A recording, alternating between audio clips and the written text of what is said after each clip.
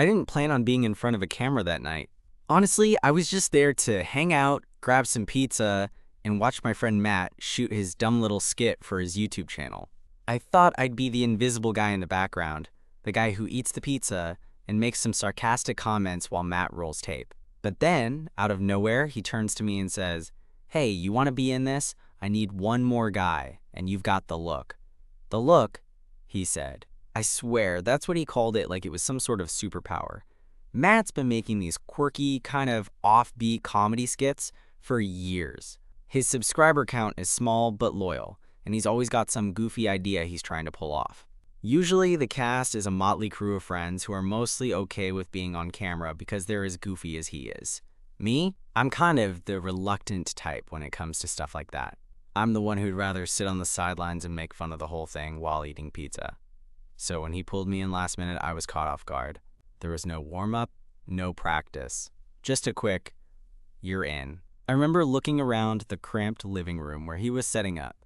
Cables stretched across the floor, a ring light buzzing overhead, and a camera perched on a tripod pointing at a makeshift set that was basically just Matt's couch with some random decorations thrown on it. The whole vibe was low budget and chaotic, but that was Matt's charm. That's when I noticed him. The other guy Matt had asked to join, Eli. Tall, with this kind of quiet confidence that made you want to keep an eye on him, even if you didn't realize why at first. He was helping Matt set up some props, but every now and then, his eyes would meet mine, and for a second, it felt like the noise and clutter of the room just dropped away. I wasn't sure if it was just me, or if there was something about Eli that made the whole situation feel suddenly different. I'm not usually the type to get flustered by strangers, even good-looking ones. But that night, between Matt's chaotic directing and Eli's calm presence, I found myself wishing the skit would never end, because for the first time in a long while, being pulled into the middle of Matt's madness didn't feel like an inconvenience.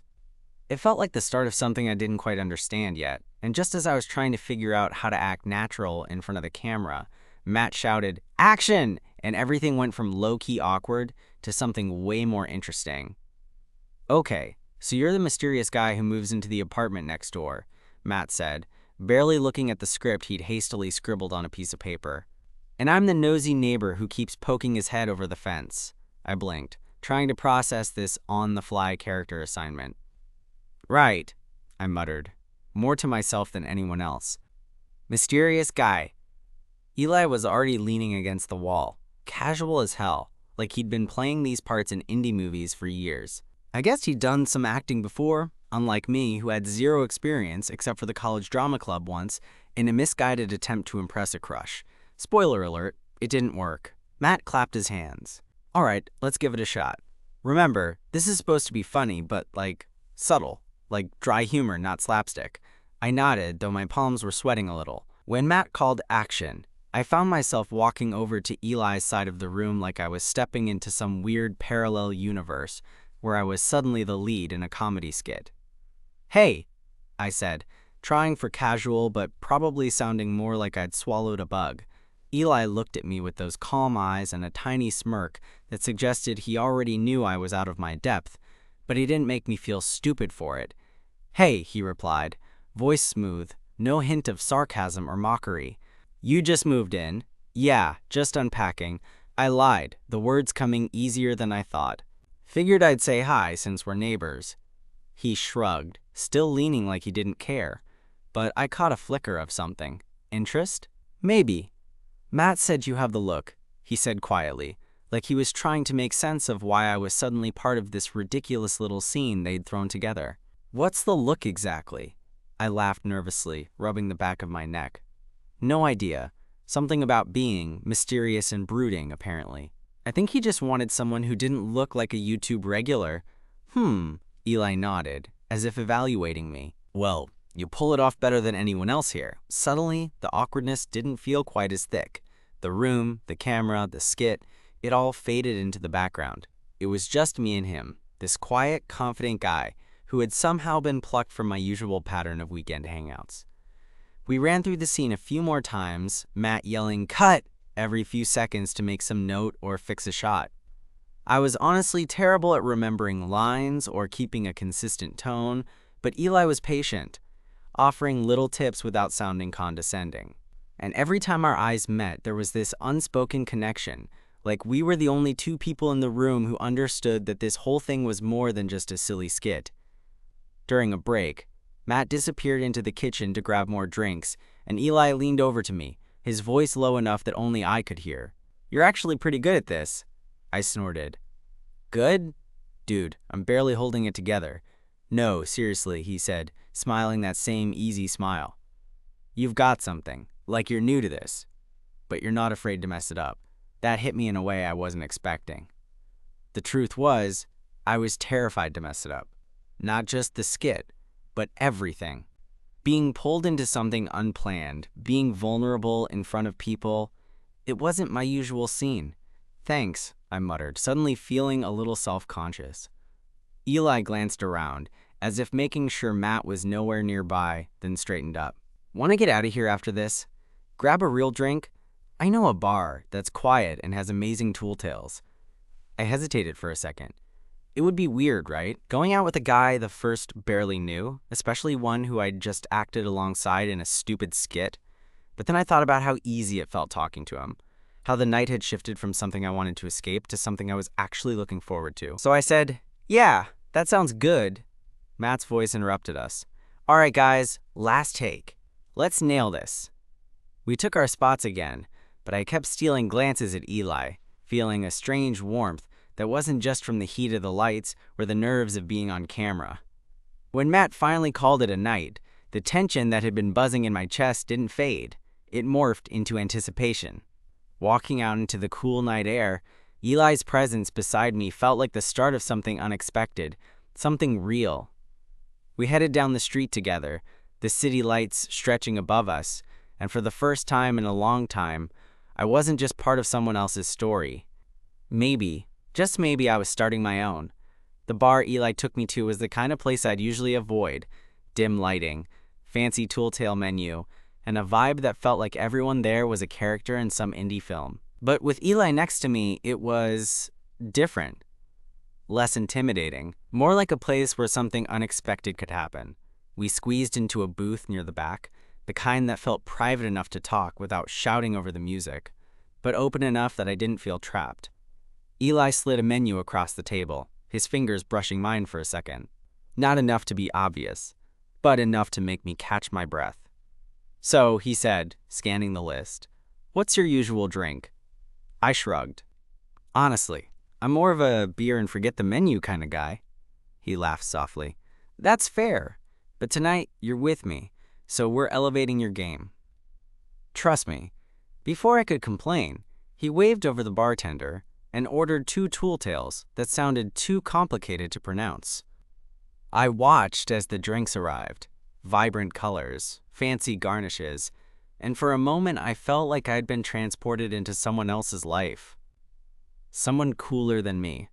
We clinked glasses, and the first sip was surprisingly good. Smooth, with just a hint of something sweet. I looked at Eli, who was watching me with that same quiet smile. So, I started, trying to sound casual but feeling like I was walking on thin ice. "What's your story? You seem like you've been around the block a few times." Eli took a slow sip, then leaned back. "I'm a graphic designer. Freelance mostly. I like the freedom of working from anywhere, but it means my schedule's all over the place." "Nice," I said. "I'm in marketing, not as glamorous, but it pays the bills." He nodded. "Marketing's creative too, right? You probably come up with some cool stuff." "Sometimes," I admitted. "Mostly I just try not to annoy my coworkers." He laughed, and for a second I forgot I was supposed to be nervous. It was like talking to someone who got the weird parts of me without judgment. "So how do you know Matt?"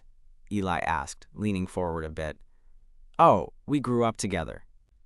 High school buddies who never really grew apart. He's the kind of guy who's always got some crazy project going. I showed up tonight just to keep him company, and then bam, I'm suddenly in a skit." Eli smiled. "Sounds like Matt knows how to pull people out of their comfort zones." "Yeah," I said, feeling a little spark inside. I think I needed that. We talked about random stuff. Favorite movies, guilty pleasures, the worst dates we'd ever been on. The conversation flowed easy, like we'd known each other longer than a few hours. At one point, Eli reached across the table and tucked a stray strand of hair behind my ear. Simple gesture, but my heart jumped. I tried to play it cool, but I probably failed miserably. "Do you come here often?" I asked, half joking. "Only when I need a break from my tiny apartment.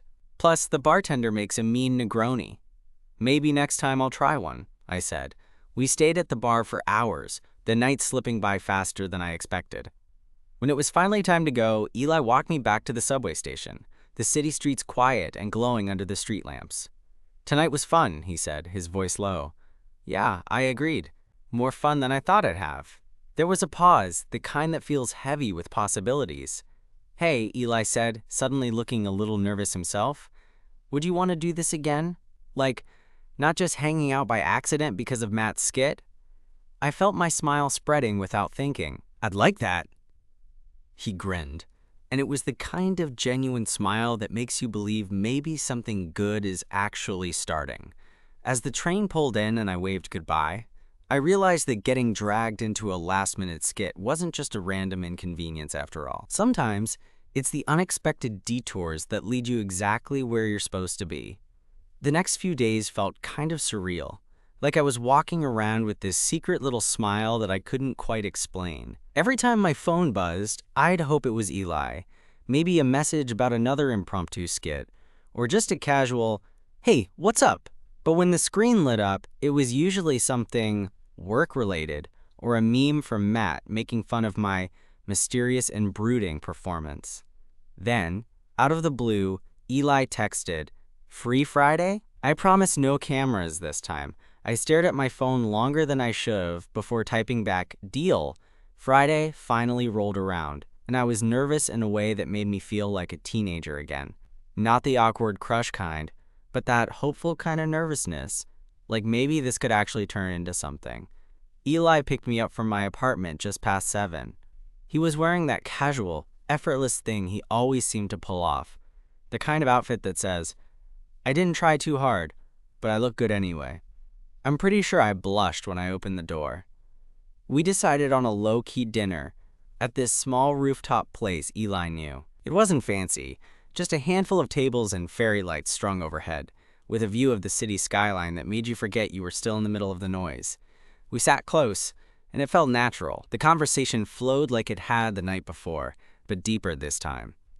We talked about our families, our dreams, the weird little things that made us who we were.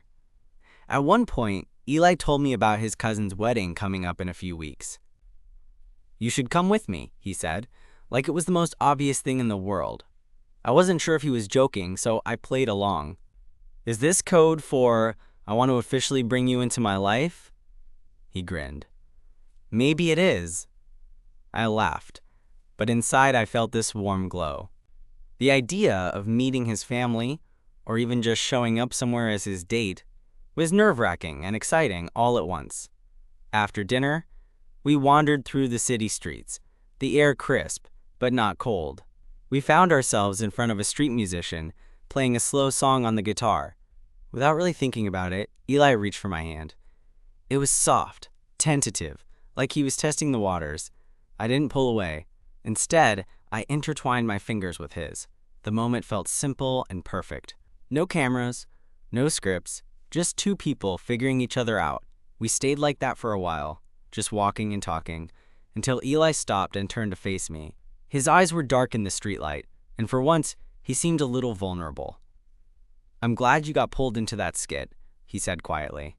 "Because otherwise, I wouldn't be standing here with you right now." I smiled, feeling my heart race. Me too. Before I knew it, he was leaning in, and our lips met in a soft, hesitant kiss that quickly deepened.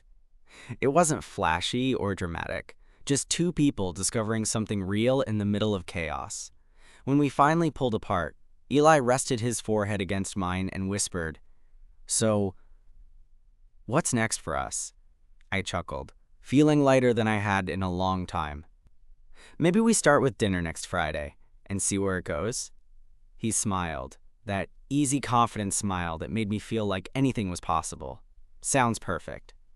The week that followed was one of those rare stretches where you catch yourself grinning at nothing, your mind replaying moments like some favorite song on repeat. I found myself texting Eli more than I usually text anyone. Not just the quick, "what's up?" but real conversations.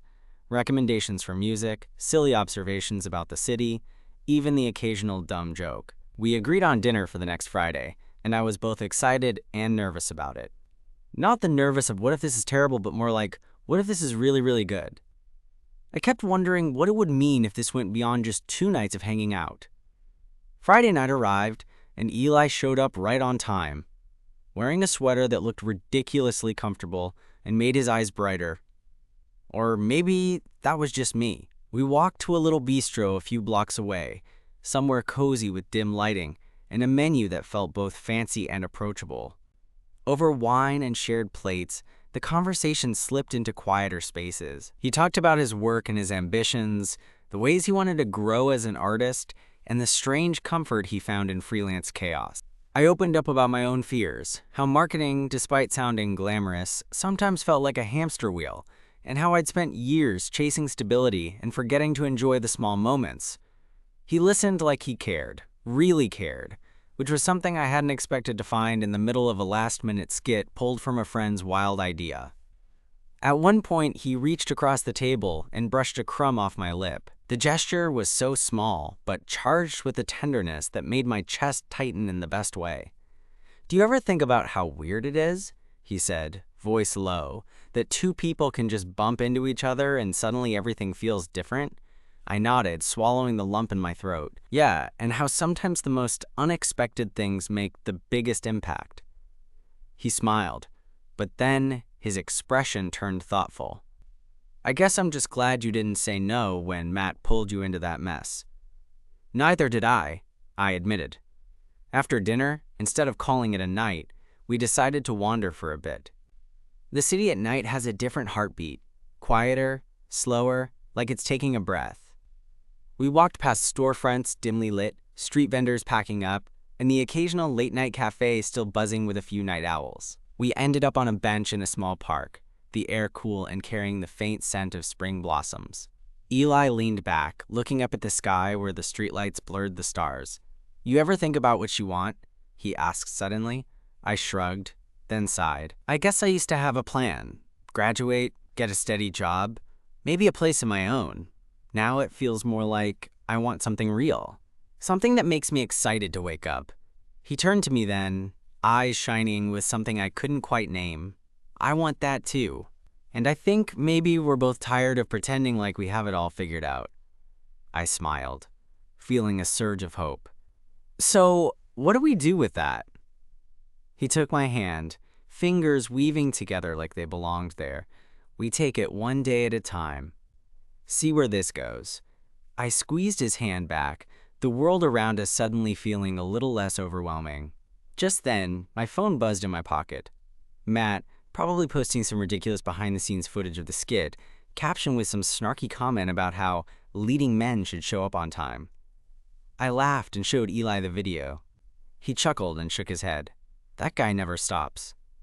"Yeah, but sometimes I think he's onto something," I said, glancing at Eli. "Like pulling people into unexpected places, making you take chances you wouldn't otherwise." Eli smiled, leaning in close. "Maybe it's the best kind of chaos."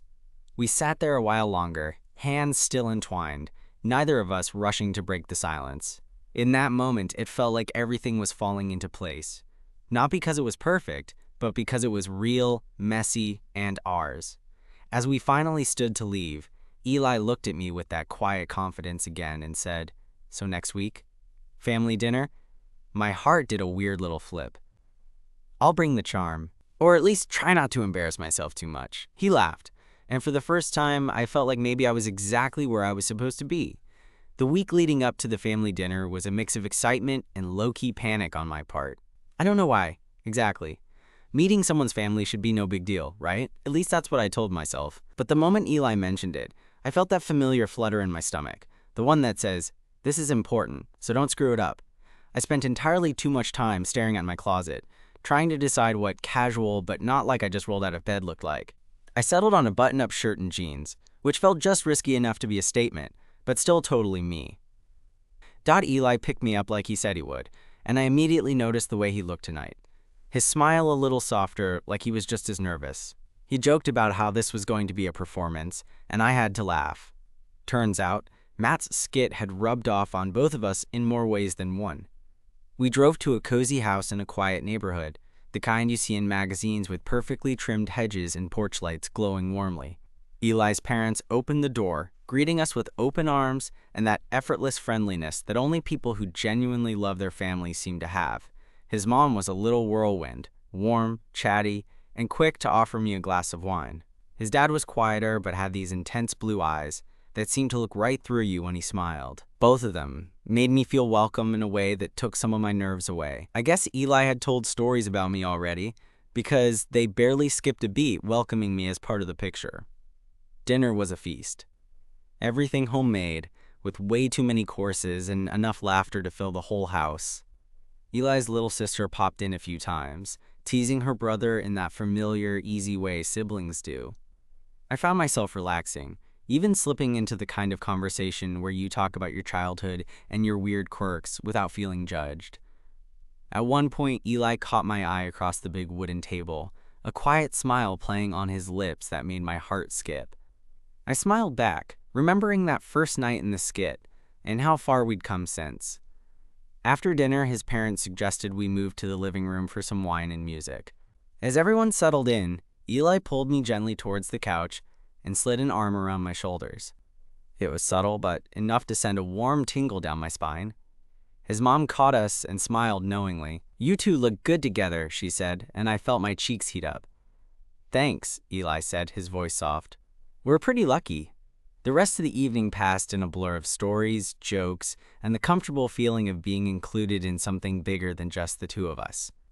By the time we left, the city was quiet, the air cool, and everything felt a little more real. On the ride back, Eli reached over and squeezed my hand. "So what'd you think?" I thought about it for a second, then smiled. "I think I could get used to this. To us." He grinned, that confident, easy smile that always made my chest feel full. "Good, because I'm not planning on letting you go anytime soon." When he dropped me off at my place, we stood for a moment in the doorway, neither of us wanting to say goodnight just yet. Then, without any grand declaration or dramatic flourish, Eli leaned in and kissed me, soft, steady, and full of promise. As I closed the door behind me, I realized that sometimes the best stories come from the last-minute pulls, the unexpected skits, and the chance moments that force you out of your comfort zone. And maybe, just maybe, this was the start of our best one yet. The days after, every little thing reminded me of Eli. The way the sunlight hit my apartment in the morning, the smell of coffee, even the background hum of the city. It was all somehow softer, more meaningful. But with that came the quiet question buzzing in the back of my mind.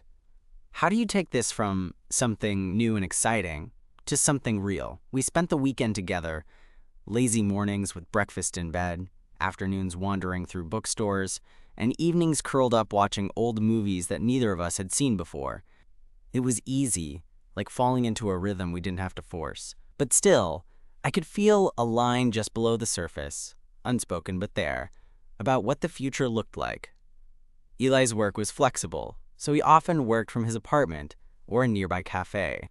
One afternoon, I swung by to surprise him with lunch, and he was sitting on his couch, laptop open but clearly distracted.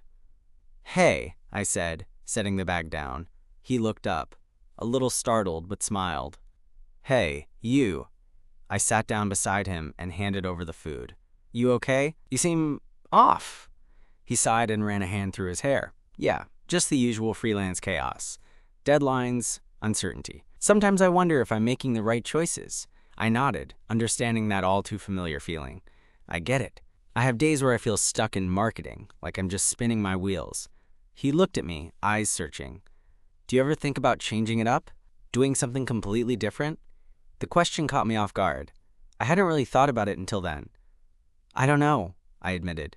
"I like the idea of stability. But maybe I'm scared of failing." "Me too," he said softly. "But sometimes the only way to find out if something works is to take the leap."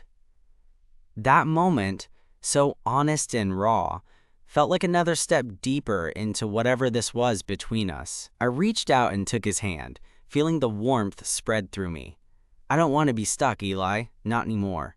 He smiled, squeezing my hand. "Then maybe we figure it out together." A few days later, Matt called me out of the blue, his voice buzzing with excitement. "Dude, you have to be in this new skit. Think bigger this time. Like a mini-series. You and Eli as the leads." I laughed, half excited, half exhausted. "Are you serious?" "Totally. You guys have chemistry. People will eat it up." I looked over at Eli, who was nodding, grinning like the kid who just got a new video game. "All right," I said, "but only if we get to write the script." He laughed. "Deal." That night, as we brainstormed ideas, I realized how much this absurd, last-minute skit had turned into something neither of us expected. Part friendship, part partnership, parts unknown. And as Eli leaned over to sketch out a scene, his shoulder brushing mine, I felt ready to take whatever came next. Because sometimes, the best beginnings are the ones you never saw coming.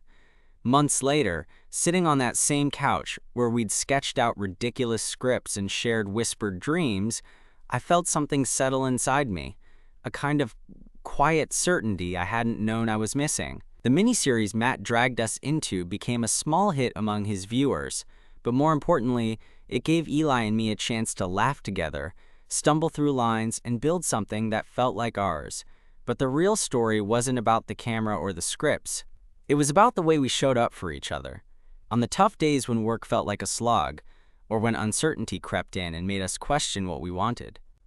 It was in the little things, the way Eli would surprise me with coffee when I was running late, the lazy Sundays we spent tangled up in blankets and quiet conversation, the steady support that went beyond any staged scene. One night, a few weeks ago, Eli and I were sitting on our balcony, the city lights blinking like distant stars. The air was cool, the kind of spring evening that hints at summer but lets you savor the calm first. He reached out, took my hand in his, and just held it there. "I'm glad you got pulled into that skit," he said, voice soft. "Not just because it brought us together, but because it pushed you out of your comfort zone. You've changed me too." I smiled, squeezing his hand. "I think we've changed each other." There was no grand proclamation, no dramatic confession, just two people who had found something steady and real amid the chaos. I thought back to that first night when Matt dragged me in last minute, when I felt awkward and out of place but somehow alive in a way I hadn't been for a long time. If someone had told me then that I'd end up here, sitting beside Eli, feeling like I belonged, I probably wouldn't have believed them. But life has a funny way of surprising you. Sometimes the best things happen when you let go of the plan and just say yes to the unexpected.